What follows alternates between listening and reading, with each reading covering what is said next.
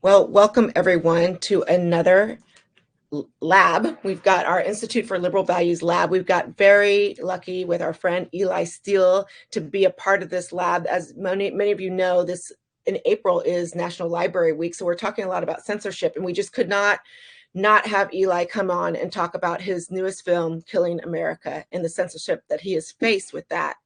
And with me, I also have Brandy Shufutinsky, who is part of the Jewish Institute for Liberal Values, and Ken Pope, who's part of the Victims of Communism Memorial Foundation. Eli, welcome. And I'm so sorry about what's happening here, but it's such a good opportunity for us to see, like, liberalism or illiberalism, if you will, in practice. So before we get to any questions, and for our audience, if you are a part of Circle, you can ask questions in the little chat box there. We'll be moderating that. And if you're just watching, if you want to join Circle, you can join in the conversation with us. So Eli, before we get to any of the audience questions, I mean, really the first thing is I'm just going to pass this all off to you. If you could, three big things is what motivated you, what started this project in the first place, Killing America? For our audience who is unfamiliar with your film, what is it about? And then if you could get us up to speed with what you're dealing with regards to censorship right now and the attempt to silence the film. First, thank you very much for having me. You guys have a great organization, so I'm happy to be here. Certainly start with what the film is about. So in August of 2023, a group of parents contacted me because they were concerned about the honors classes being removed. They had learned that for the past 8 years, the Decoy Union High School district was basically removing like one or two classes, honor classes, to dropping them per year. So after 8 years, you can kind of imagine there's a huge gap between the normal level classes and the AP classes. Why were they doing that? And not only that, the parents were also finding out that there was a ethnic studies influence being put into a lot of the mainstream classes, such as literature, math, science, and that was not supposed to happen. And so that was the beginning of the whole process. Then October 7th happened, and we realized, wait a minute, these schools are exploding with anti-Semitism. Kids are saying things in the hallway, and where did this righteousness come from? Why do they feel so emboldened?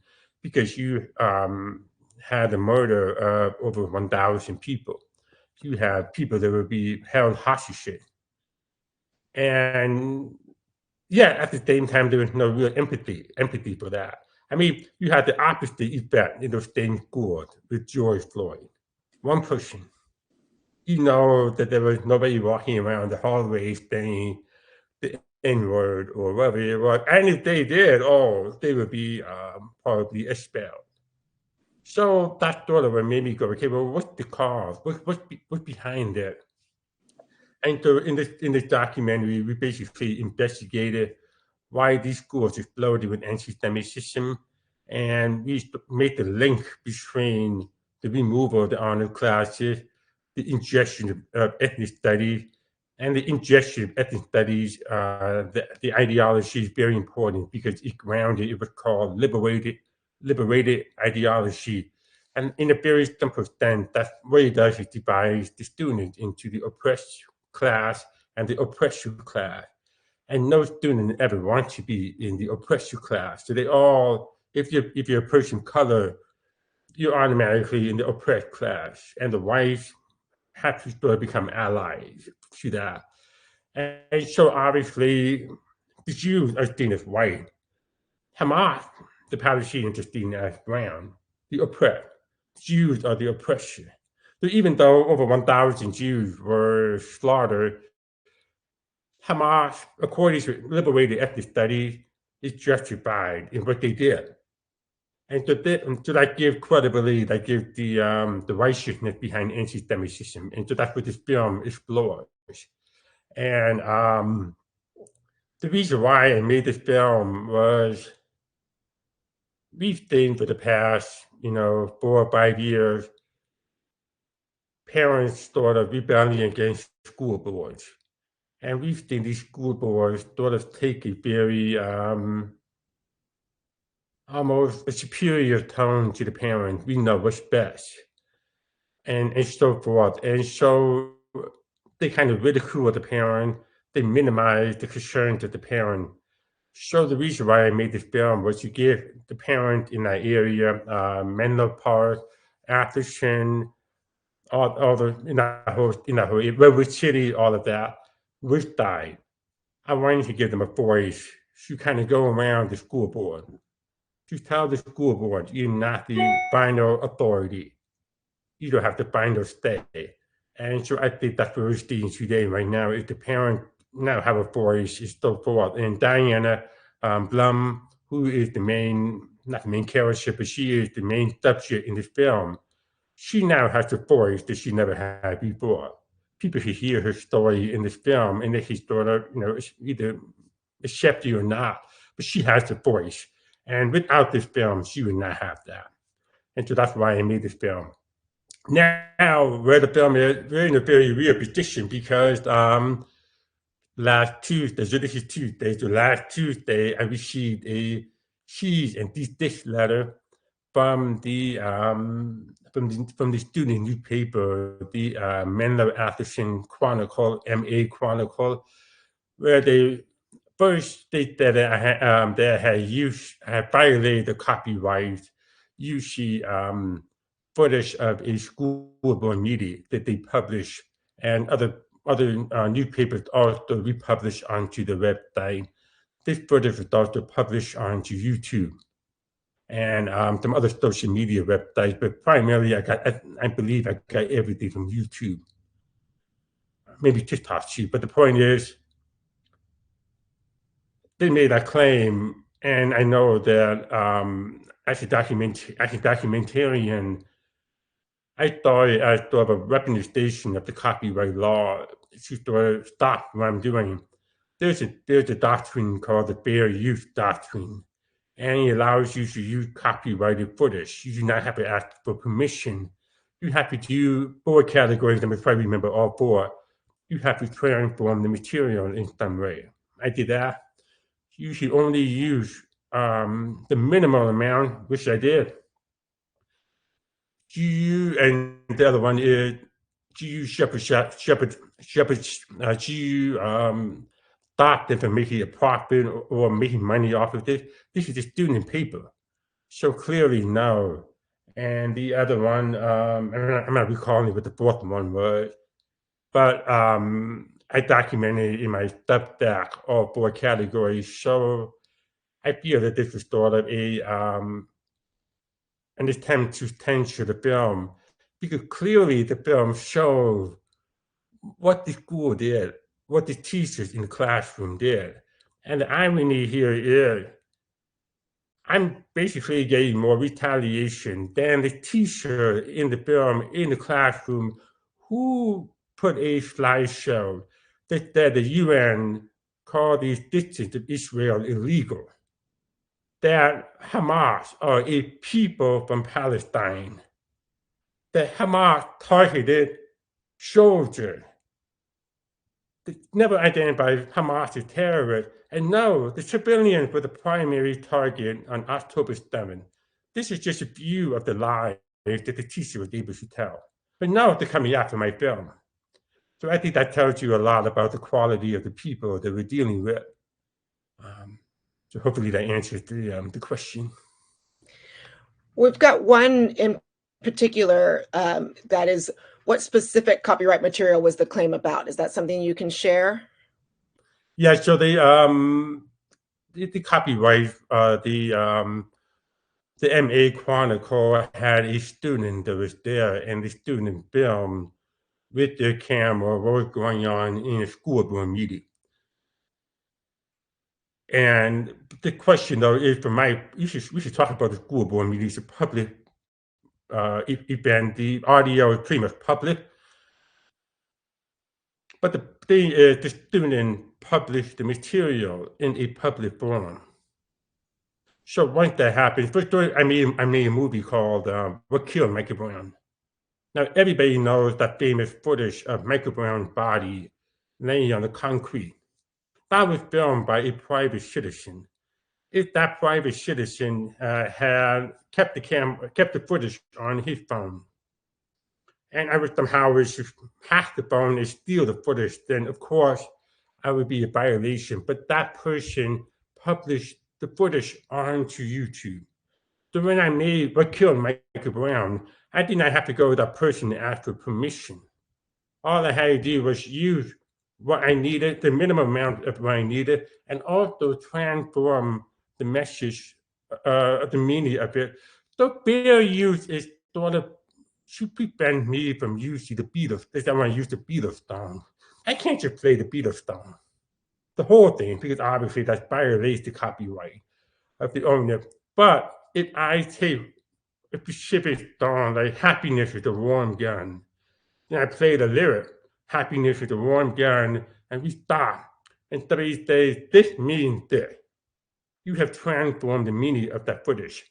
So in the school board meeting, we say before one video with Chloe, who is the teacher that did the presentation that painting Israel as the oppressor and Hamas as the oppressed. So we show her basically defending herself. We hear her audio defending herself at the board meeting. But before that, we say things got worse. And then we show how it got worse. And then we show the whole tribalism of it. So we're framing it in a way that transforms the meaning from simple reporting. The other one is there is a confrontation by the school board president, Shawnese Stevenson, who the media had erupted into tribalism. So we say the media, we now have tribalism.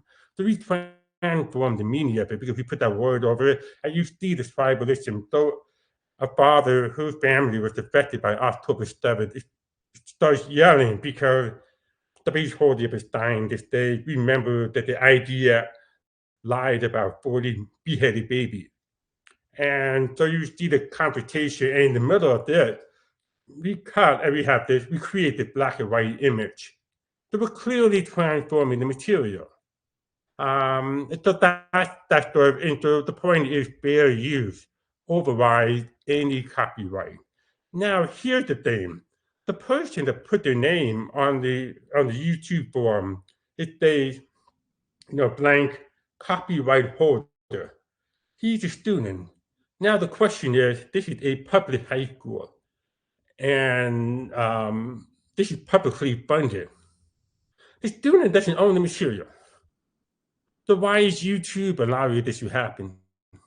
Why is YouTube allowing the kids to give me 2 swipes? I mean, this is what I do for a living. You should take if I lose the platform of YouTube, that's huge. And it's still under investigation. They've gotten the race so far, and they've released some statement after the fact, trying to justify what they've done, which is basically, hey, the administration of the high school is not involved. The board is not involved. But we have a high school where the principal came out after the first screening of the film in Menlo Park, which is less than a mile from the high school. Brandy was there. Brandy was the moderator. Less than a mile. And slammed the film as ridiculous, as a piece of propaganda. He never saw the film. He based it on his trailer. So I'm just saying the whole culture, you're telling me, oh, the administration is not involved. No, if there's a smoky gun somewhere, I'll leave you at that. We've got another question of, did the film cite the student newspaper? You don't have to ask for permission. You don't have to do that. I did not cite anybody except for Stand and Deliver. So it's not required. YouTube does not list it as a requirement for that. You can do it as a courtesy. Brandy, I know you were at the original showing of this, and Eli just alluded to that. Do you have any thoughts as well to share?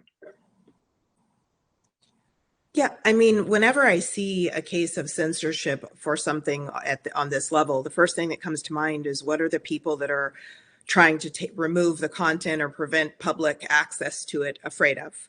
What message are they afraid of people hearing? And so I'm just wondering, Eli, what message do you think the school district, the student newspaper, whoever's behind these complaints on YouTube and Vimeo, what is it you think they're afraid of the public seeing or hearing in your film? I think that in this film we talk about the shift in morality, and the dangerous thing that's happening in our society is to shift you from this Judeo-Christian form of morality to this oppressor type of morality. So these people feel very justified in what they're doing. You have to remember that they spend, according to the student in the film, Jacob, eight years removing honor classes behind the backs of parents. If you are, if you are an educator and you're doing that obviously in the name of racial equity, you are grouping all the kids together in one class from various ability, which hurts everybody, in a way. So it tells you a lot about the behavior, and then here we come along and show all of that, put the slideshow up on the screen in a very, I think, in a very dispassionate way, which is that this is what they did, and this is what she did, and so forth. And I think it's a humiliation of stores for them. I think they're humiliated by this. Because they see themselves as social justice warriors. They see themselves as racial justice warriors. So you have somebody like Sean Nish, who says, hey, back up a little bit. Menlo Atherton High School is a very interesting location. On the west side is one of the richest community, tech, all of that. On the other side, across the 101 freeway, look at the train tracks, if you want to call them, is East Palo Alto.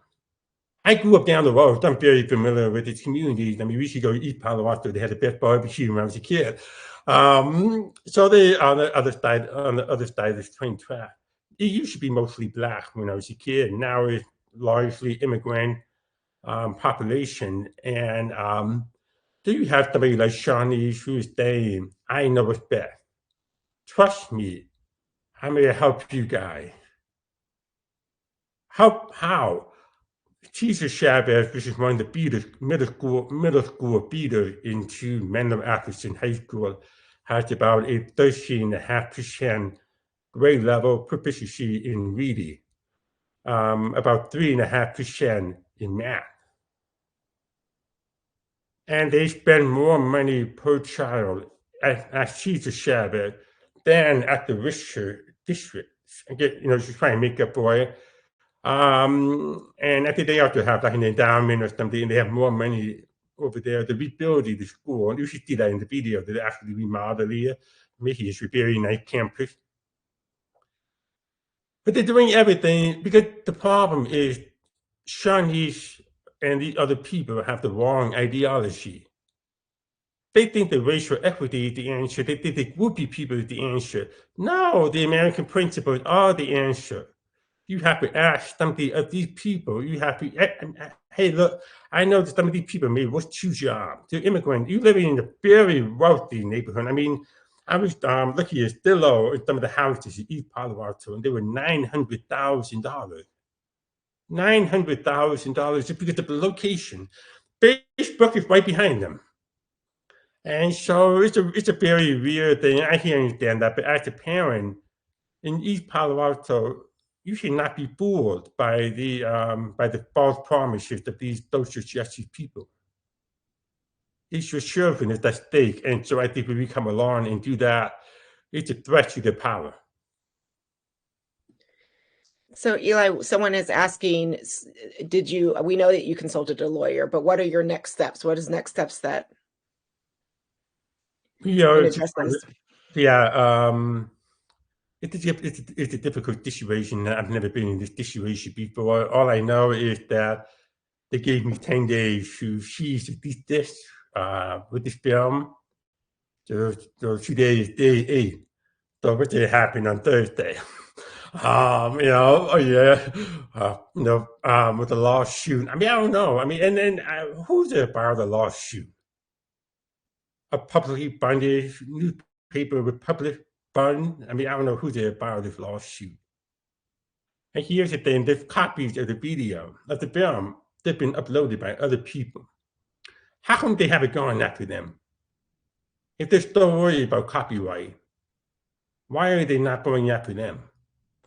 And so right now we are looking basically at a First Amendment violation in a way. So I can't really speak to specifically about it just because I've never been in this situation before. And so I'm researching all the options. But the point here is they usually count on people like me or to back off. And that's sort of why we are now in this position in America. They should charge you with racism. They should charge you with all of that. But, I don't have any of that fear. I mean, so my point is, I'm going to fight this until I get some sort of satisfactory resolution. And I'm not backing off this film one bit. I would not change one frame of this film. Because if I'm going to let a kid have power over me, then she, I mean, come on. Obviously, people don't like to, I have had footage of my own stuff be used by other people. It's just common, as long as it's under the fair use, it's fair game. And I have not received credit for that. So come on, grow up. One of the themes that you in your film, in addition to anti-Semitism, was particularly with Diana Blum, whose family immigrated from the former USSR, is this idea, and this plays out in the liberated ethnic studies and the ideology, around liberated ethnic studies. And I know and this idea of equity and merit. And so one of the people I brought on is Ken Pope, who is part of the Victims of Communism Memorial Foundation. Ken, I wonder what you think about this and what questions you have. Yeah, I think it goes back to some of the conversations we've had for several weeks now, and you see some of the same comments in the one young lady who was a teacher and who was definitely pro this liberated ethnic studies, and she was really twisting the reality of what took place in Israel, on its head. But also the one gentleman who was against this, and he used this phrase a couple of times in his discussion, was they're trying to teach the kids that they're either oppressed or the oppressor or the oppressed. And it sparked me thinking about this, that, we've heard this before. So I'm just going to read something that a gentleman wrote about 160 years ago. It says, in a word, oppressor and oppressed stood in constant opposition to one another, carried on an uninterrupted, now hidden, now open fight, a fight that each time ended either in a revolutionary reconstruction of society at large or in the common ruin of the contending classes. So, I mean, based on what you saw with that group out there in the conversations, what do you think the folks who are, really advocating the DEI mix or the liberated ethnic studies, what do you think their ultimate goal is? I mean, it doesn't seem, with all the money they're pumping into the schools, that the ultimate goal is improving the kids' education. It seems like there's something else out there. Can you comment on that and tell us what you think? I don't really think they know what they're doing. I would be honest with you. I think they are people who have found power in immutable characteristics. So it's race or ethnicity or religion or whatever it is. It's just all about that. So that tells you a lot about the people that we're dealing with, because it's a far more difficult thing to develop oneself, to become something. And so you're dealing with the very dangerous people. There's one woman in the film who most people know from, she went viral and she basically said that Israel doesn't have the right to exist. The United States doesn't have the right to exist. We have to tear it down and destroy it. And then she literally said, we're going to figure it out. Well, in that scenario, notice what happened. They're going to turn on each other. The left is going to turn on each other and just start fighting. And I mean, and whoever wins that will be able to define the war. We started that with World War II. I mean, with Nazi Germany, because obviously, if Nazi Germany had won, it would define the morality of the war in a way. So if you have on the black side, you have people who are basically I don't know if I will ever understand it. I mean, I grew up, in that world, but where I grew up in the black world, I grew up was, you don't use your race. You show you make something of yourself to show how wrong it was for us to be dehumanized for so long.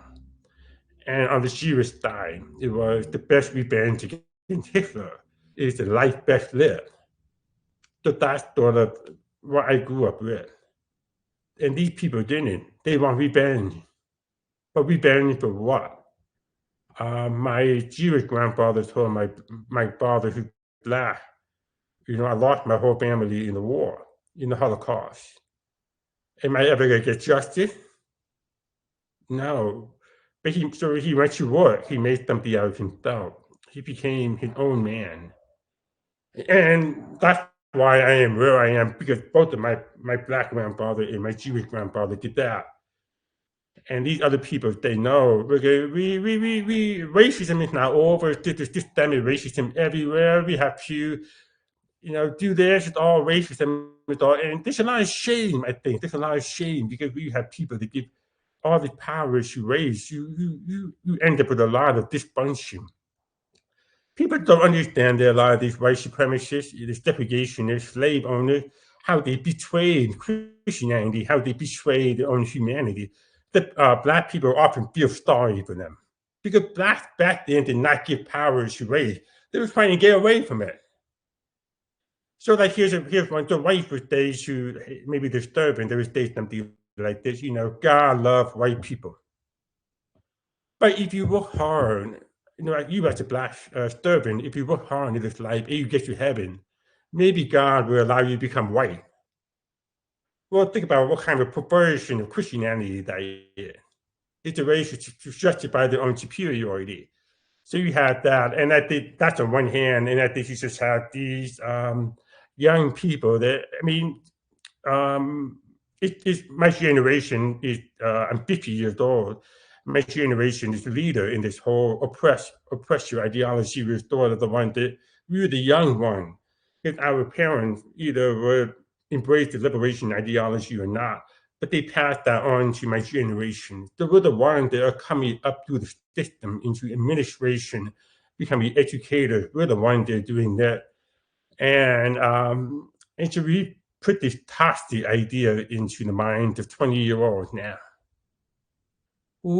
Yeah, it's a very dangerous day. And that's why, I mean, the crisis is right now where we have to push back. And I would say one thing, though, throughout this whole thing, it's been very disappointing to see the reaction of the Jewish community in a way where they sort of, oh, we have to, we can lose our liberal idea. It's not about liberalism. It's not about conservatism. It's about the poison. If you think the problem is to go away, it's not. And yeah, there's been a little disappointing with that. So you see how weak people are. That's why we are here where we are. So much of your film also does focus on the growing anti-Semitism, and something that Brandy and I have been working on together is providing alternative resources to ethnic studies vis-a-vis the liberated ethnic studies model. But that's the liberated ethnic studies model is not new, but I feel like it's really kind of exploded on the scene since October 7th. And I'm wondering if Eli, yourself and Brandy, if you can give a little bit of like clarity around what was it that happened in October 7th? What's happening in the schools now that have made people open up people's eyes to the anti-Semitism? Because I think it was happening beforehand. It's just been increased as a result of the events on October 7th. So if you can give a little background on that. Sure. Well, I think what happened on October 7th is that it upended the ideology. And so the people who bought into it were scrambling to justify the fact that they bought into it. Because what happened is the people that they were siding with, the people that they defined as oppressed in need of liberation, proudly showed how they would liberate themselves by slaughtering innocents, by raping, by kidnapping. They're holding an infant hostage, let alone the young people, the elders, the Holocaust survivors that they're holding hostage and that they happily and gleefully murdered, and GoPro'd it for the world to see. So all of a sudden, folks that buy into the liberated ethnic studies ideology, the oppressor versus oppressed binary, had to grapple with the fact that the people that they said were powerless in that horrific instance held all of the power, actually the power of life and death over the people that these folks, these ideologues said were the all-powerful oppressors. And they just went, I think they were kind of in a position where they had to make a choice, either admit fault in the entire ideology or twist themselves in the pretzel to justify the original position that they took. And I think we see what they've done. They're twisting themselves into the pretzel because they can't let go of the ideology. Yeah, I agree with that.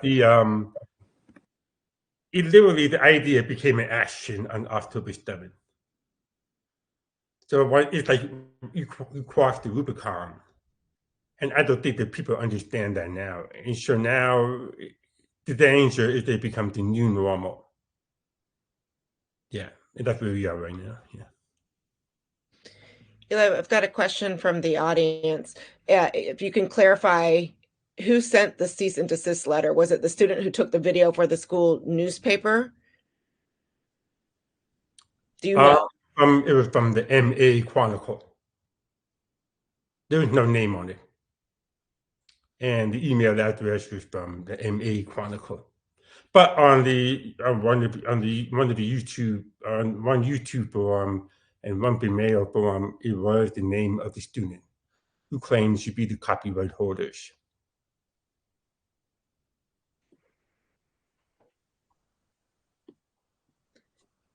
Anyone else have any questions from the audience? Please type them in. And Brandy, Ken, questions from you?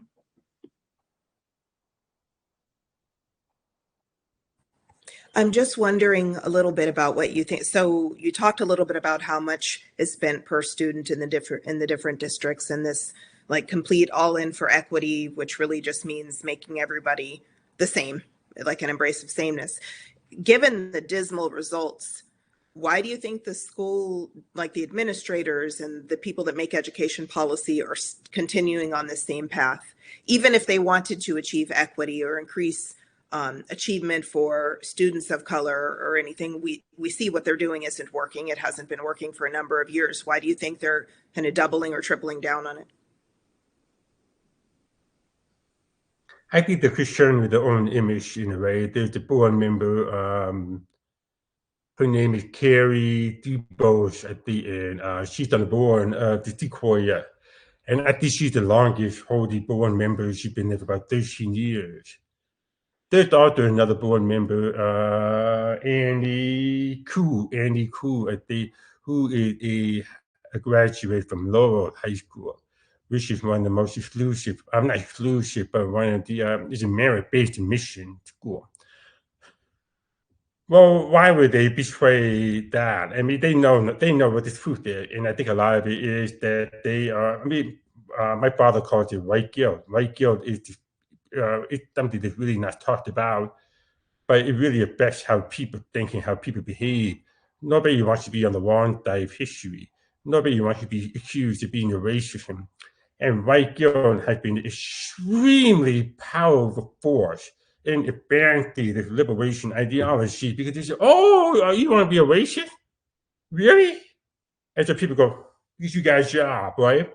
You got a family, and in your community, if you own this tech company and you get the smallest hint of being a racist, it could hurt your life. I mean, the worst thing to do in America is to be accused of racism.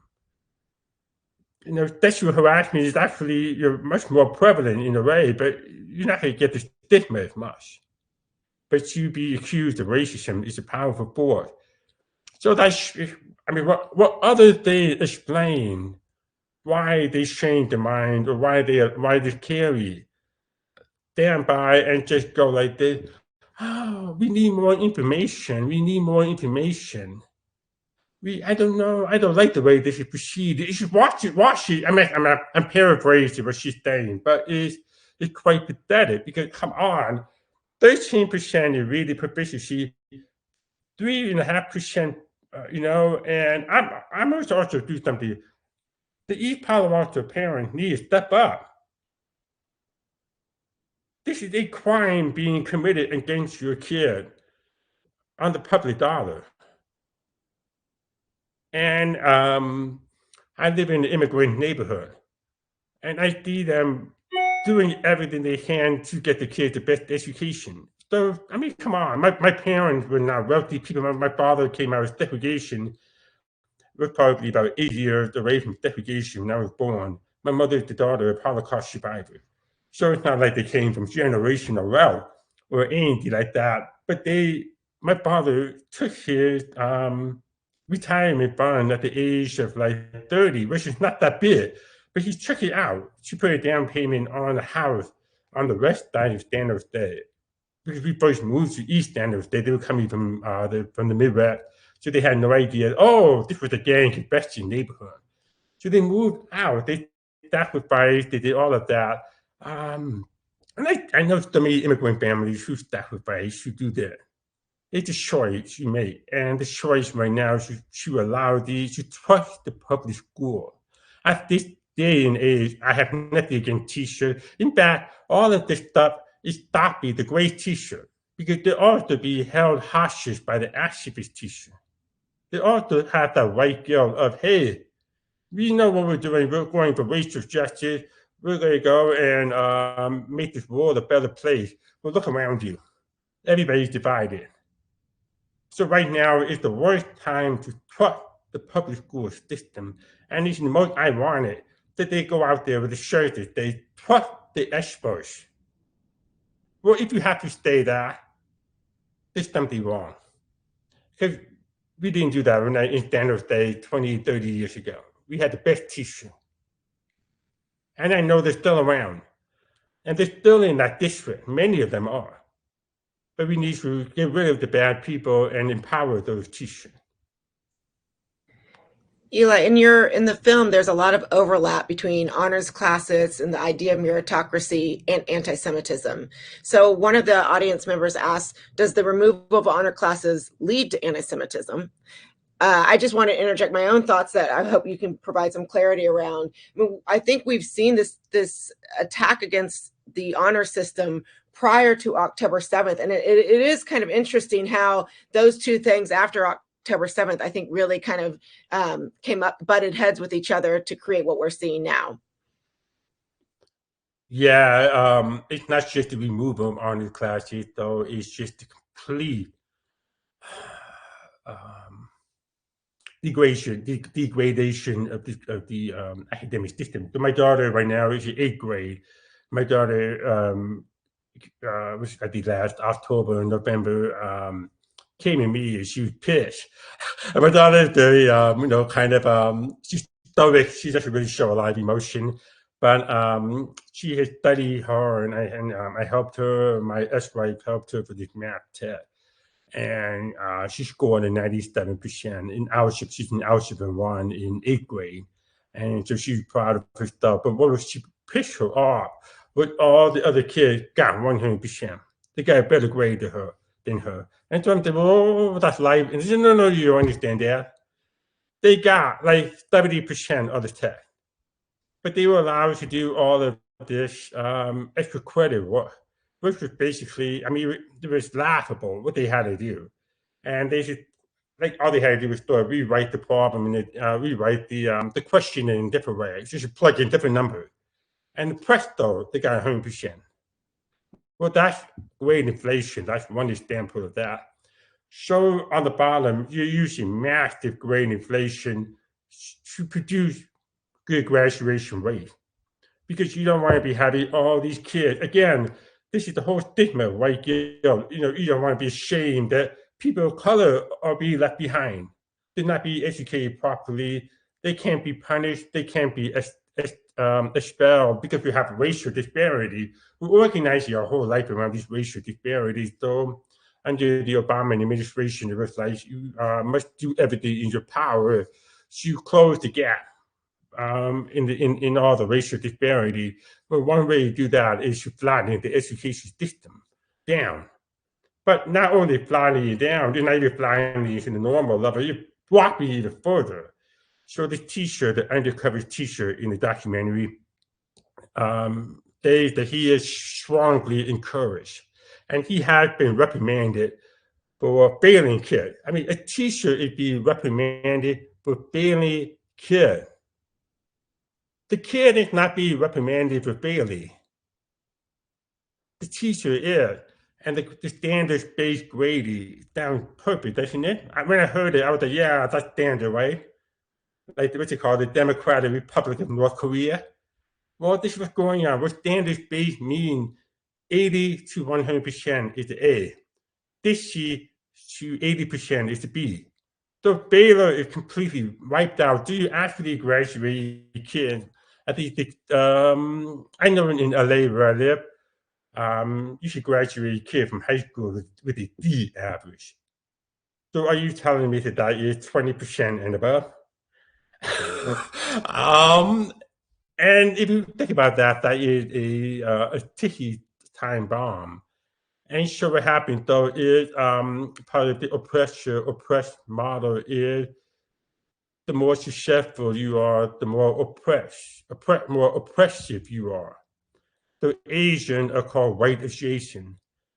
Any kid that is very successful is basically goes into the oppressive class. So this stigmatization is ridiculous, and we want to create the equity. We want to create the community within the classroom. We want to have the smart kids work with the lower performing kids and bring everybody up. But what's the opportunity cost for this nation when we're not challenging the smart kid? Who, by the way, are we assuming that every smart kid was born with a silver spoon in the mouth? That's not true. The country is famous for one of the rare to riches story. That's the American dream. And they don't believe in it. They really believe that you have to be, that if you're poor, you're dumb. That's not true. My father, I can't say this, but he bought his own clothes from the age of seventh grade and up. He had a job ever since seventh grade. He put himself through college. Now he writes for the Wall Street Journal. And he was supposed to be a janitor. I mean, he was told by society at that time because there was segregation. Stop, this is too big. Be a janitor. And so we're doing a huge disservice to the smart kid, whether they're from East Palo Alto or Atherton, because the country needs these people. So that's why part of killing America. Eli, I had a question on that. I mean, I think we saw in your video a couple of different places they were talking about tribalism, and I think where the president of the board came out and she was trying to break up almost a fight. So it seems like this whole DEI, these liberated studies, they've been very successful in educating the students, and by extension, I think some of the parents are graduating that system too, where everybody's in their tribal group, Asian, Hispanic, white, black. And it doesn't look like it's going anywhere good. I mean, where do you see this going? Where people are, you're openly shouting at each other. What's next? I mean, unless the gentleman who is being, didn't want to have his face on camera. I mean, I think he was pretty correct on that. They've lost the identity of being an American and what this country was supposed to be all about, which I think the title of your film is really hit on it. So what are your thoughts on that? Yeah, I could say that teacher grew up poor. And the irony of this whole documentary is that most of the people on camera were immigrants or children of immigrants. When I started this documentary, all the Americans, mostly white people who've been here for generations, was that, yeah, I'll be part of it. But when they came into town, they ran away. But she gives you other question with the tribalism. My father had this thing, which is racist poison. And people really don't understand that. They really think, oh, he's just using a little bit of it. I even see conservatives doing it. We should use a little bit of it. No, it is poison. It's what divides people. It creates that paranoia in people's head.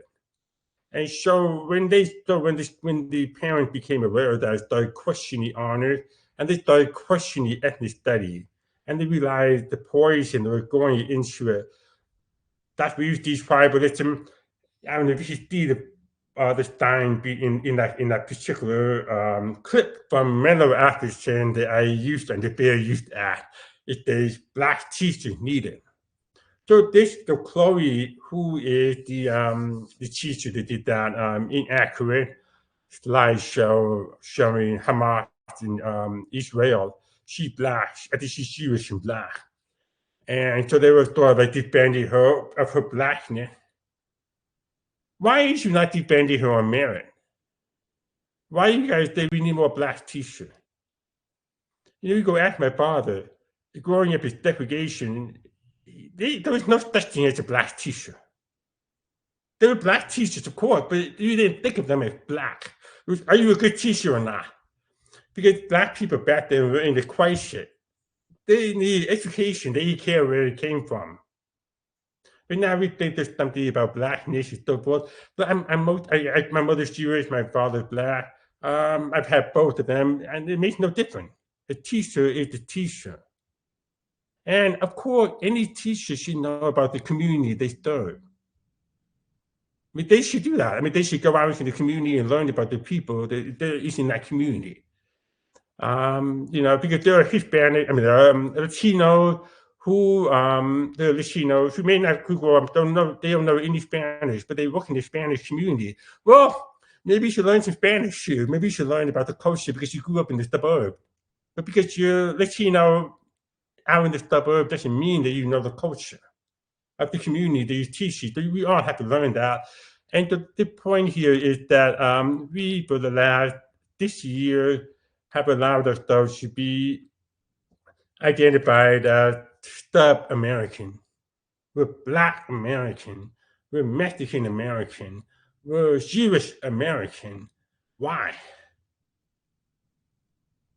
So we're all guilty when we do that. That's why I would never go by, African American, Black American. I'm just an American. And my family came together in America. It's a beautiful story. America made that possible. So America is literally the best answer to tribalism because it is the most inclusive identity. It is also one of the most difficult identities because it's an identity of freedom. You are on your own. Hear the law. Don't break the law. Go where you can go. You break the law, you may get caught. You may not. It's unfair in that way too.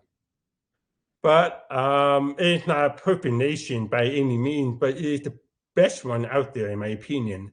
And so I think that's why the people behind this ideology of liberation, all of that, are very anti-American. They want to destroy that. But what happens is, as in communist Russia, you end up ruled by the inferior people. That's why you send all the smart ones off. Yeah. Eli, I've got a couple of really good questions from the audience. So first is, and Brandy, you may be able to answer this as well. What is the sentiment of the parents? And are you seeing mass transfers of students out of these schools? So I think that one of the things we've seen is parents, and Eli mentioned this in the beginning, his film gave these parents a voice because in many instances they're ignored by district administrators. So you'll have, I think somebody mentioned it in the chat, there were over 1,200 parents, teachers, and students who've been demanding that the district at least vote on bringing back honors and advanced classes because the district administrators are refusing not to make a decision. And I'm assuming that's because they don't want to go on record denying students the opportunity to be challenged academically. And what gets missed in this, and again, you know, Eli talked about this too, is there is this assumption that any kid that is academically gifted must be privileged or part of the oppressor class, so it's justified taking away their opportunities, which I think we're seeing. But parents are having a voice and they're pushing back, which is a great thing. Maybe that's another reason why they're coming after you, Eli, because you're providing that platform for parents, and people are upset that parents are having more of a public voice, and not just parents though, students and teachers. Yeah.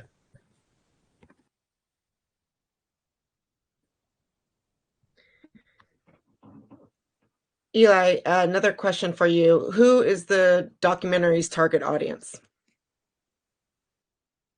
Americans.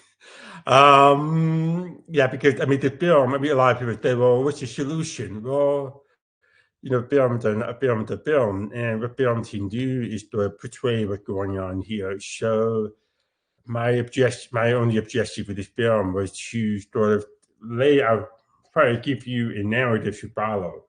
So, I turned the whole story into an investigation. Where's the anti-Semitism coming from? And then you kind of look at the honor classes. Then you look at the how the schools are being dumbed down, and then you look at ethnic study, and because when you dumb down the population and you put ideology into it, well, that's a very dangerous combination. So, but the audience, when you see that, you have to make a choice. Do you want to ignore it? Do you want to rationalize your way? You want to, oh, well, it's not happening in my neighborhood. I mean, this is the Bay Area. This is the most, when I grew up here, and it was a very tidy place. This was the innovation of technology, but also Carlo Cash and Santana lived up there. I mean, it was just a place of music. It was a place of everything. I mean, you think about San Francisco. Well, it's the city of freedom. I mean, you look at San Francisco right now. I mean, is there any music coming out? Is there any light coming out of this area here? Now you see the area, I mean, even tech is becoming more about stifling people. I mean, Google, with the AI stuff, will everybody be black? I mean, it's just becoming a joke. And so that's why we have to decide, are we going to be afraid? Are we going to be timid? Are we going to worry about our job? But you have to make a sacrifice. I mean, everybody has to sacrifice for the country. I mean, it's not a right that you get to live in America. It's more of a privilege because it can't be taken away from you, and it is right now. And my father, it started this. So let's say Stanford University. I give you one example. I remember my father coming home and saying that Stanford University removed Russian civilization in classes in 1987, 1988. And now on Stanford, you see the outright anti-Semitism. You see death to Israel, calling for Israel to be wiped off the map. So you remove Russian civilization almost 40 years ago. And now look how uncivilized the Stanford campus is. That's not a mistake. That's a decline. So you have to ask yourself, what do you do about that? So you, the audience, are the target. And I would say even, going back to the question of parents, I think parents too, there's so much here that is confusing. There's not a lot of language around it for parents to really identify what's happening in the schools. So I think this is a great resource for that. And this kind of addresses, goes a little bit further, this question from the audience. Are there surrounding communities doing this, and are there policies being adopted there as well? And I think, Brandy and Eli both can answer this question. We've seen these kind of, at least with regards to liberated ethnic studies, being widely adopted in California, and it's moving outside of California. It's not just exclusive to California too. Brandy, Eli, I don't know if you want to talk to other communities or how this is being affected by other communities.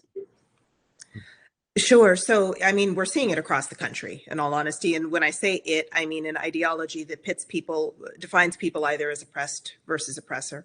And that dogma is overtaking schools. When I saw the film and all the conversations we've had about it in the panel, what we're seeing again is this replacement of scholarship with dogma. So when you take away honors, when you erase merit, you're then replacing it with something. And the thing that it's being replaced with is the dogma that says you're either an oppressor or oppressed. And when you see that dogma take hold, it's easy to engage in things like anti-Semitism, which at its root is a conspiracy theory of Jew hatred. And you're more likely to believe conspiracy theories when you're not engaging in scholarship, rigorous scholarship. And we used to have an education system for a few decades, not forever, but it was really rooted in classical education. Well, now it's rooted in critical theory-based education. And that's across the country. It's not just happening in California. I think California is one of the ground zeros. There are a couple of them across the country. California is one of them. The Bay Area especially is one of them. But we saw it take hold in teachers' colleges.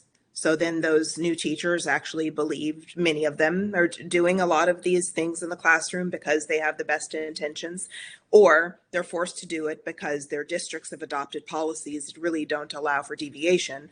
Hence the teacher whose identity was hidden in the film, because if his identity was known, I'm sure he would be targeted, like everyone knows now Eli's being targeted. Well, that goes actually to another question about the teacher and being identified. Are the teachers like him afraid of administrator, other teachers, parents, or students? And a follow-on question to that is, do you think teachers and administrators are afraid of a merit system because parents will object? Well,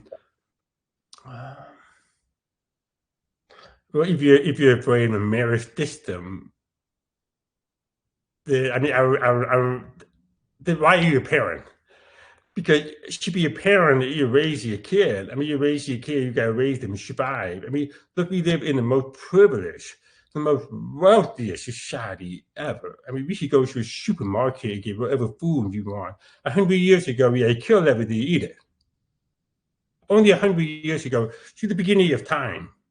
I mean, come on. So if a parent is worried about merit, well, then you shouldn't be a parent. I mean, I coach AYS Soccer. AYS Soccer is American Youth Soccer Organization. It's just we have versions around the country, and I remember just saying my kid, I coached about 10 years, my son's team, and it's probably early on, when they were 6 years old, and one kid said, "Oh, the ref made a bad call. We got to protest that call. We got to turn around the game and everything." And I said, "Life is unfair." And I remember parents coming to me and saying, "My God, I haven't heard that phrase in so long. Life is unfair." And so I told the kid, I said, "Well, what are you going to do about it?" "Yeah, he made a bad call. Yeah, they got to go. And we're down 2. Well, guess what? We came back, we scored 2 goals, we tied. It's a more official story, but the point is you don't give up and so forth. So that's where we have to be teaching that in our classroom. We have to be teaching that to our children. So merit is, for me, is the best answer to everything, because merit, when you have kids, they're working hard, when they're trying to be the best. It gives them a purpose in life. It gives them a focus in life. It unites them with the American principle. When you go into ideology, you go into something far inferior. You go into something where only a few people will ever have power, and the rest of us would be the minion. And so, to be afraid of merit is to give into these ideologies. Maybe that's what they want you to be afraid of. So you have to ask yourself why parents would be afraid of merit. Because Black students on campus, this has been documented. Black students on college campuses who are successful are often lead far more diverse life, have more diversity in their brain. They have because success surrounds itself with success. Do you want to be around successful networks? Because you know how hard it was to get there. The student just sort of give up. The student just sort of make excuses about everything. Will gravitate towards group of immutable characteristics. It's not just a Black thing. I've seen it in the deaf community. I've seen how it destroyed many good people in the deaf community because they were able to use their deafness as an excuse. And so this is just a universal thing. It has nothing. When you give power to immutable characteristics instead of merit, you become less than. I kind of forgot your question, but hopefully that answered the answer it.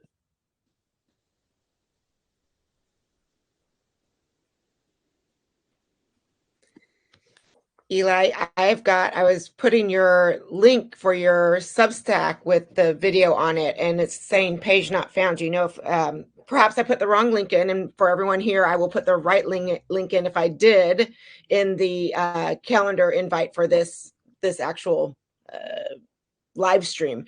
But Eli, do you know if it's been taken down off of Substack? No.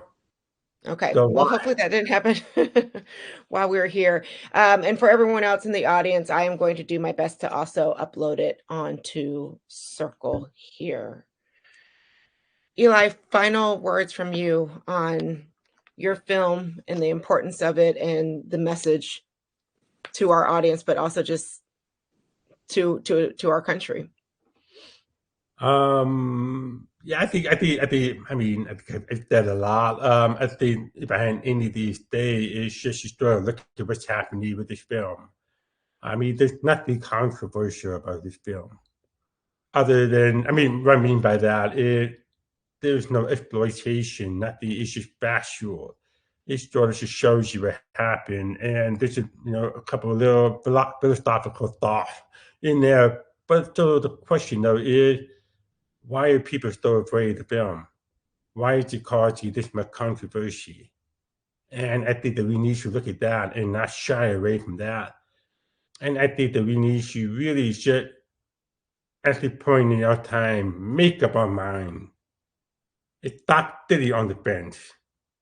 Make up your mind on how you want to move forward in the country. Because each one of us has one vote. Each one of us has one attitude, one philosophy, one outlook. We have to make up our mind of what we're going to do. And sometimes you have to make hard decisions.